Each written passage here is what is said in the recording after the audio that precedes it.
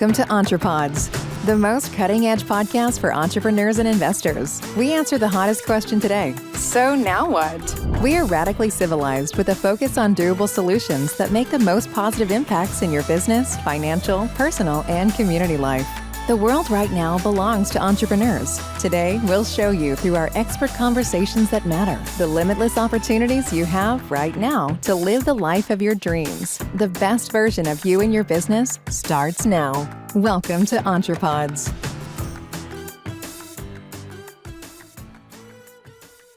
Hello, Entrepods. Today we have a really incredible show, and we're going to be talking about a variety of things from culture to how to change the world with a CEO and founder of a company that you're going to become very close to by the end of this show. So our guest is a tech sales career accelerator, and he has platforms that are purpose-built to provide sales teams with information they need when they really need it. So for any of you guys that are in sales or any companies that are looking for highly trained sales professionals to come on board, this is the guy you want to listen to, and this is what you want to hear right now. So he is also a founder and CEO. He's an early stage investor. He loves diverse companies. He loves investing in women-led companies. So of course, that's a little fave of mine. So I want to welcome to our show, Joseph Fung with Uvaro. Joseph, it is just great to have you on the show today. Oh, thanks so much, Jennifer. I'm looking forward to this conversation. It's such a crazy time. This is going to be a fun chat. It is going to be a fun chat. Okay, so you have done a lot, and right now you are, I know that you're working with Uvaro, and you do a lot with SaaS sales professionals. So I want you to tell me a little bit about your journey to here and what you're really jazzed about, like right now, the opportunities right now. Totally. So PowerPoint version. I'm a software entrepreneur. I've built software, built companies, sold them, done it 4 or 5 times, depending on how you're counting, mixed levels of success. But sales, building that sales team was always the toughest part because people aren't trained in sales coming right out of school. And most companies don't do any robust training. And so we built Uvaro to help close that gap because we see this every day. Every tech company out there is lamenting, we can't hire salespeople. And there's all these people who are being left behind and they know how to sell, but for some reason, these aren't being connected. So Uvaro is designed to help do a bit of translation, connect them. And what gets me jazzed and why I love doing it is every single day we get to work with people that tell us we've helped transform their lives. We've helped pastors. We've helped people who get out of oil and gas. We've helped people leave roles at McDonald's, unemployment, and launch really exciting careers at tech companies. And it's such a rush. It's so much fun.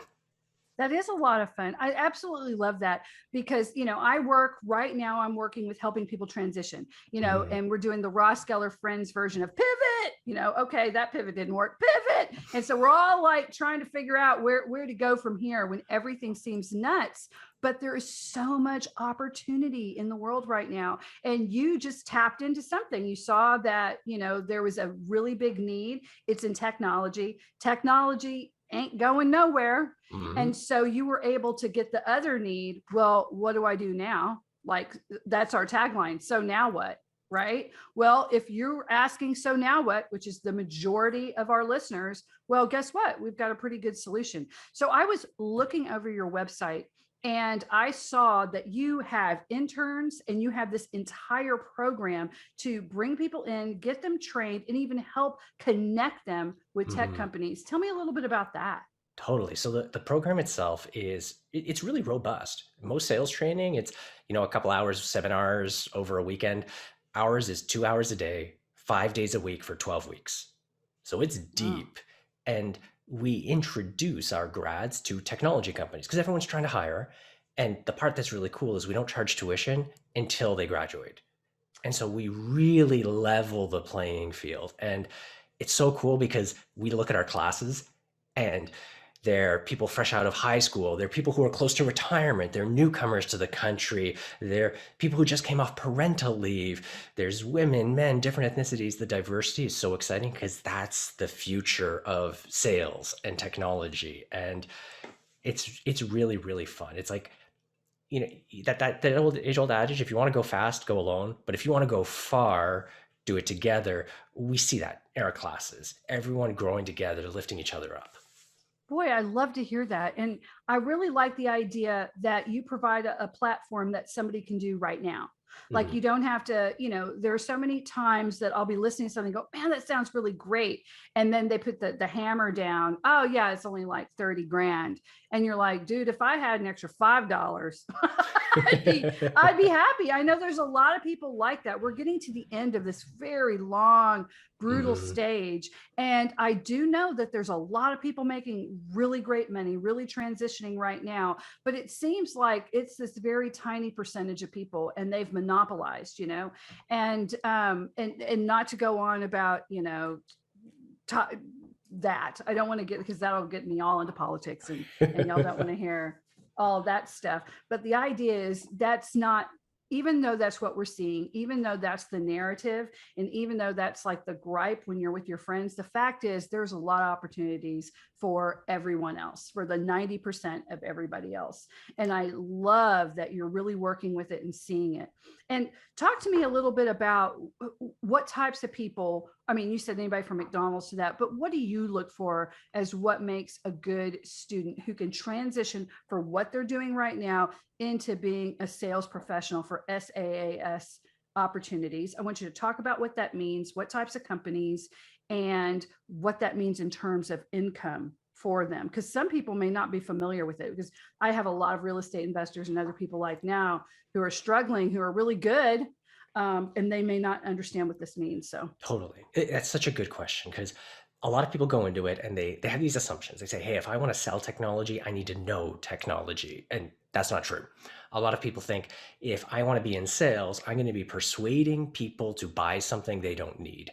And in technology, that's not true either. Because really, the role in technology sales is really interesting. You're reaching out, you're working with companies and trying to uncover real problems. And if you can solve that problem, it's not about persuading them to buy something they don't need. It's about helping them see the benefit you can bring in and letting them make a choice. So you spend all day problem solving, which is great.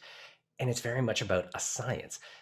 Business, software, sales is a process. And if you can run the process, you can succeed. And so we're not looking for people who are, hyper persuaders or super extroverted or deep in technology. We're looking for people who are driven, that want to improve themselves regularly, and who are committed to their next step. And we see it. People who show up to every other class, they don't really know if they want to change their situation. They're kind of, for lack of a better word, half-assing it. They're the ones who struggle the most. But the folks who come in and say, you know what? I need to change. What's next? What happens next? I'm going to commit to it. They're the ones who come back afterwards and say, we've had students tell us, you saved my life. We've had students come to us and say, I've never felt more human. We have students posting videos of themselves dancing on Instagram because they're so excited about their classes. And if you like solving problems, that's crazy. Tech sales can be so much fun. All you need is someone to set that foot in the door. And you asked a question earlier. You said, what's it like working at SaaS companies? And I want to riff on that because it's a really good example. One of our first students had that same comment. I can't wait to work at an SaaS company. And I tell this story to the heads of sales at technology companies or to entrepreneurs and to CEOs. And half the time, the reaction is, well, if they said that in the first interview, there wouldn't be a second interview. And the reason why is because when you work in the industry, people tend to say the acronym SaaS as opposed to spelling it out. Mm-hmm. And so folks who come from a position of privilege, or they've been in the industry, they've got these preconceptions. They assume for someone to be successful, they need to know you say SaaS instead of spelling it. And like I did, but that's how I've always done it. But I didn't work there. If you haven't worked there, if you've only read things, like, isn't it a ridiculous way to evaluate someone's performance? So yes, even though now I feel like I should have dueling banjos playing in the background. SaaS, but still, I know what it means. Exactly. I know how to spell. And you know how to find problems. You know how to solve them. That's how you thrive. And so our work is so much fun because, I just shared that anecdote. Great. If you happen to be interviewing, you would probably say SaaS next.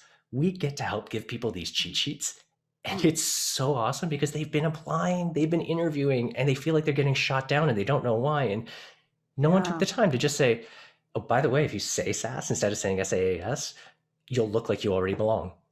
And Oh, it's well, little now I know. things. Now There you I go. know.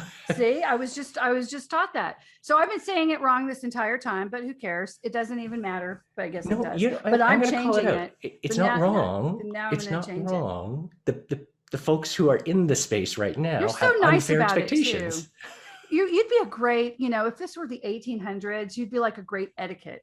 Like, no, that sleeve, you're not to be used to wipe your mouth. They have that piece of thing over there. You're going to use the napkin. I'd be like, what? Oh, okay. But you're so gentle about it. Like the Mary Poppins of SaaS, right? It just teaches them the right way. Anyway, okay. So let's talk about why. Okay. Once they go in, because I noticed that you had paid internships, but you also allow companies who are desperate to get trained people who are trained in the right way, who are trained to actually be sales professionals, which, I come from a sales background, and it used to just gall me, the people who would just try to sell ice to an Eskimo. They never cared if the person came back through the door again, just so long as they got that sale right now. They didn't care if they charged back. That wasn't their problem. That's somebody else's problem. And I thought, man, this person doesn't need this. They're telling you they have no money for this, and they have this that they need. They would just always be grinding on them. So in this type of industry, you can't do it because it's all relationship based. It's developing these long-term relationships. But if you have a company, if somebody's listening and they're like, boy, I would like to get one of these people, because I've just been through a ton of just salespeople or people who really wanted to be a musician and they were doing it and they hated every bit of it. Somebody who actually enjoys what they do, you can actually get them from you, right? Totally. So, I mean, we have a talent hot sheet. It's a free newsletter. All of our grads, we send them out on this newsletter, get it monthly on our website. So totally, we see people get hired off our hot sheet all the time. Really? We do have recruiting services. So if you want more hands-on matchmaking, like if someone comes to us and says, I really need help getting the right person, and maybe I don't have a recruiter, they can work with our team.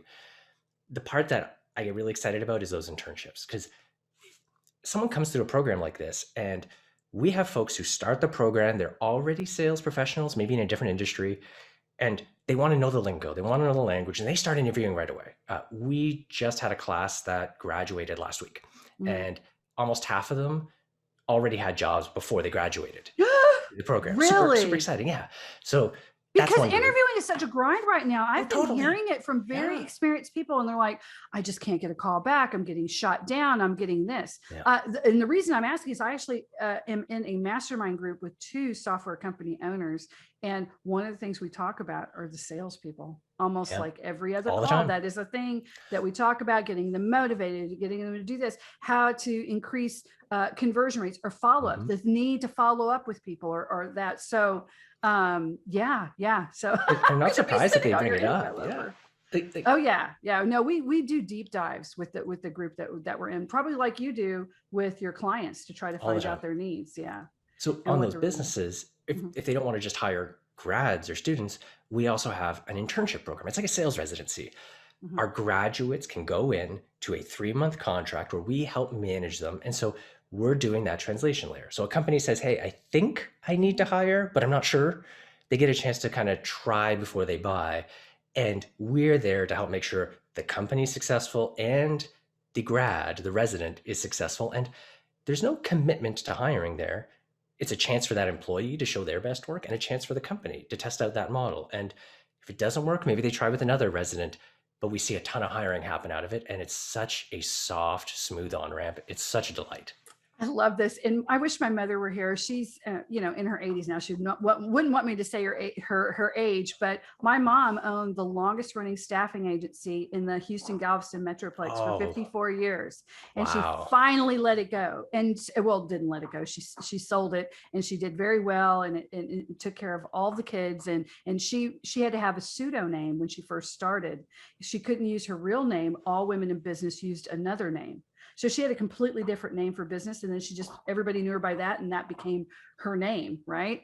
But we did temp to hire and I worked with her. Yep. And so this is a temp to hire scheme, but it's a temp to hire at even a different level. But my mom would do that. She would take people who were just eager and she would talk the company into it. And she would say, look, let me just put Cindy there for a little bit. I know she doesn't have a lot of experience, but I know that she's going to be good. And then every time they came in, my mom would work with them. And I can't tell you how many people, of course, we did oil and gas and offshore oil rigs, because this is where we're at. So she put Boilermakers and secretaries and all that. But there are thousands upon thousands of people who owe my mom their careers for helping them and getting them in and doing just what you're doing right now. It's new. What you're doing is putting a new spin on it, but the old-fashioned concept of people helping people better themselves and being good and being happy and at where they're at, that's not brand new. So that's I love exactly. it. And the part that gets me so the icing on the cake is we see our classes doing it for each other. Yeah. Like they say, hey, we've got this project that's coming up. Everyone, let's get together Friday night and practice our cold calling to make sure we crush it on Monday. Or the graduates at the end. So every month we run one of these. It's a demo day. Top 4 students in the class, they effectively do a sales pitch off. We bring in judges. They've got to do a sales pitch. It's head to head. It's super stressful. But we saw the most recent group, like they're competing for a prize. There's one winner. The day before, they all got together online to practice their pitches and critique each other, because so great. That's how they're going to thrive. They're building that network of peers, and it gives you goosebumps. It's so much fun. That is great. And anybody who comes from a pharmaceutical rep background, like I worked with Lincare for a while and I sold, ibupropium and Zopanex and liquid oxygen and all that other stuff like that. We would have to do that. And you would have to just get over it. And it was highly, that sort of competing. People see it on TikTok, these dance offs and all like that. But I think that there's an entire generation that missed that. The idea of friendly competition where it's okay and somebody does win and somebody does lose, but you all learn and you all get better. And so when it's done the right way, it can be great. When it's done the coffee is for closers, when he rips the coffee up. I still love that. What was that? Glenn Ross. I think I talk about that a lot because I just feel like we're in a battle against those people right now. The people that believed that the whole greed is good crowd, that we're in a spiritual battle, that it doesn't have to be like that. We can be heart-centered and we can be just good people trying to find a software solution that's going to fit for somebody else. It can be all cool and you can still make great money and you can still be happy and have sales on the board, without all the other stuff. Okay. So go ahead. No, I was going to say, just agree 100%. And especially because it's such a well-designed process now. It's not about, can you bully somebody over the line because there's no other way to do it? There's a process now. And so if you're smart and you can run that, you can be as soft-spoken, as polite, as respectful, as kind as you are and still thrive. It's wicked. Yeah, it really is. It's absolutely incredible. And I know I work with people all the time, teaching them how to do that, because I work with a lot of coaches too now and artists and people that come from, therapists that are looking to take their thing online, what they've learned to help people overcome trauma or addictions. And they, what they're helping people with, if you can't pay insurance, you have to charge something for it. And it's amazing how many people are giving away so much for free. And you don't. Everybody is allowed to put out into the world what God's talent was that gave you, and then you get valued for that. It's this wonderful exchange. And when they pay you, then what do? You pay bills, you hire a plumber. Now that plumber is able to feed his family because of you, because you helped this other person. And it's just this idea, when you think about money in a different term, it can really change your mind. Now, before we go, one of the things that we talked about right before this call was culture. And I'm a big fan of talking about culture, but not the culture that stifles innovation, because everyone has to be just like, what is that? one of us, not that culture. That's scary and freaks me out. No. So tell me a little bit about, you said it was not a culture ad, and I like the way you stated that.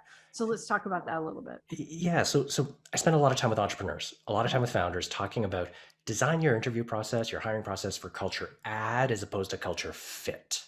Because everyone talks about culture fit. How do I systematize it? And you end up building a monoculture, where everyone's saying the same thing, doing the same thing, eating the same lunch. And at the end of the day, that's not a sustainable way to build a company. But if you start thinking about culture add, and you could go into an interview and you say, what is this person going to add to our culture? What are we short on that they're going to bring to the table? That frame of mind dramatically changes the way you evaluate candidates. And it lets you start from the bare minimums about culture fit. So a good example for us, one of our core values is honesty. And we think about it as not lying and also not hiding the truth. And because we prioritize culture add, we're always thinking about what are the unique perspectives that you bring to the table? Like maybe you came from accounting, maybe you came from another country. We've just hired somebody who lives in Cameroon. But we can still ask important questions like, hey, tell me a time when you had to share an uncomfortable truth with a colleague. So we can still verify that they'll live our value of honesty without compromising the diversity of our team. And so if you prioritize culture add, it lets you be really focused on your values and watch for opportunities to enrich your team. And it's so exciting because that's where you grow. It's outside of your comfort zone. And I love that. I love constantly pushing outside of comfort zones. I do it in myself. I was like, I've never seen a cliff that I didn't want to jump off. Right? Like just do it, because you can't ever get to the other side of wherever, like I remember I was telling someone, I'm like, we're just going to build the plane as we're flying it. And I knew the lawyers and the accountants were going to freak out on that one. Like, no. And that doesn't mean getting the foundation right to where you'll crash. It just means sometimes you just got to launch. It can't be perfect. You just got to do it.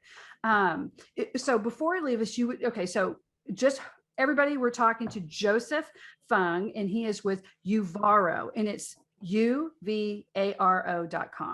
And you can find out if you are looking to pivot, if you're like, what is SaaS? I kind of understand what it is. Now I'm going to say it right. Yeah, I heard that. That was good. SaaS. That's what I call it, but SaaS. I'll say it right from now on. What is it? Why would I even think about getting into this sort of career? That doesn't seem that stressful. Well, what if I just want to learn the concepts, but then morph it to my job as a t-shirt designer or jewelry person? Yeah, you might be able to do that too. And who knows, once you get in, if you might just absolutely love it and go, oh, I'm going to start my own tech company and I'm going to be the lead salesperson. You never know. Things could happen. So tell us a little bit more about what's going on right now, like your current hottest thing that you're working on and you really want people to know, Joseph. Oh my goodness. The really big thing that we're working on right now is launching our demo days to an even bigger audience. So if people ever want to see what SaaS sales is like, they can tune in. We live stream them.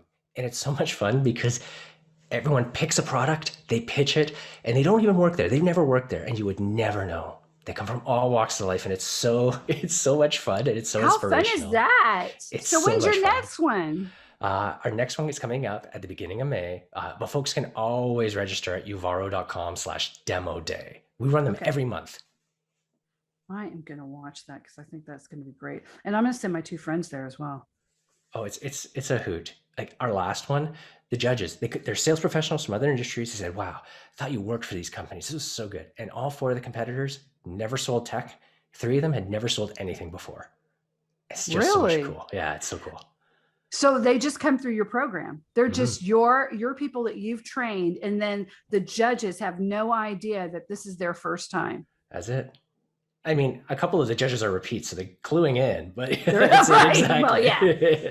Yeah. But how cool is that for you? Because you're just like, I mean, how big is your head right now? Like, yes, I'm doing this. I'm creating these like mega professionals, It feels really good. The reality though is they're the ones doing the work.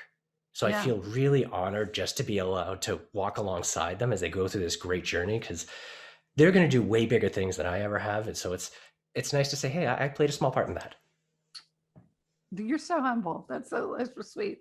But I know, I just have this feeling that behind closed doors, it's, yeah, it's all me. No, I'm kidding. I'm playing. So what else? Okay, so besides Uvaro's demo days, what's happening in your personal life? Anything fun you can tell us about you and who you are, Joseph? Oh, it's so fun. Like balancing the business and family is a blast. Got two young kids, and the big thing for us is we just moved.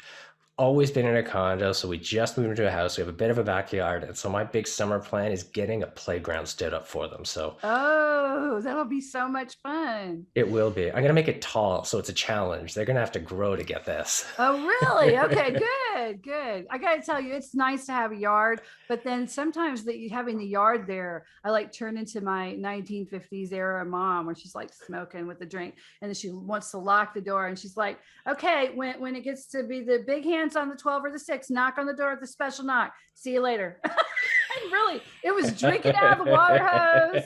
I mean, it's amazing. Like my entire generation even survived. It was like I would knock the knock, and I had to knock the knock at that time, but that was it. I mean, she didn't care where you went to the bathroom. That was your problem. You're It's out. such a fun challenge. I'm like, get them out. My wife's like, I Yeah. can't see them. Yep, that's a good thing. It's so different than today. I laugh about that, but my poor son, I try to not be a smother mother, and he's 14 now, but it is difficult. It's very difficult because I just want to like hug him all the time because he's just so sweet, but he does a lot of his own stuff. Like he's eschewed, he's in STEM and he's eschewed electronics. So he doesn't have a phone yet. So we're having to talk him into getting a phone. And I tried to talk him into getting just a flip phone, and he would not forget it. He was like, I don't want to stare at it all day. They only stare at it all day. And so like his big project is sustainable organic gardening. So he's like redone the backyard. We have so much food now. It's like unbelievable. And, he's like, the earth will provide and you just have to honor it. And he's like on a totally other plane. I'm not even sure how that all happened, but it's like, it's nuts. It's nuts. So I don't want people to think that I sit here and drink and smoke and I get CPS calls. No, that's not what I do. I was making fun. Mom, I love you, but it's made me an interesting person. Wink.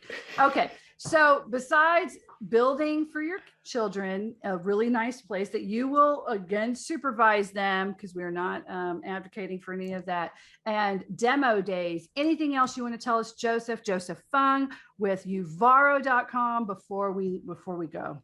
The only other thing would be people can hit us up. We're on most social media at Uvaro Life, and me too. I'm on most social media at Joseph Fung. So always happy to chat and help folks with their career change and launches. So feel free to hit me up. Okay. And do it. Don't let this go to waste. When we pick the best guests for Entrepods, and they really mean it when they say, hit them up. We have got to band together as people and humans on this planet and grasp our hands and lift each other up into bigger and greater things in a bigger and greater world. So thanks so much, Joseph, for being on the show. I really appreciate this, even though I feel like I've learned a little lesson, and all of my listeners are just going to laugh at me for not knowing how to say that, but that's okay. And if you want to find us at Entrepods, just go at Entrepods. We're on all social media, all platforms. You can even say it into your Amazon Alexa and it'll pull it up, and we're everywhere that you can be found. So thank you guys. Have a wonderful day. Don't forget to like, comment, and share. And please give us a 5-star rating so we can keep on getting incredible people like Joseph onto our show. Have a great day and a great week. Bye-bye. Thank you for listening, and please go give us a 5-star rating on your preferred listening platform if you enjoyed the show. This helps us reach more listeners like you and keep booking amazing guests. If you'd like to join our growing Entrepods community, want our social media links to like or share, or inquire about one-on-one strategy calls with our host Jennifer, please visit Entrepods.com. See you next time, and here's to you and your best life imaginable.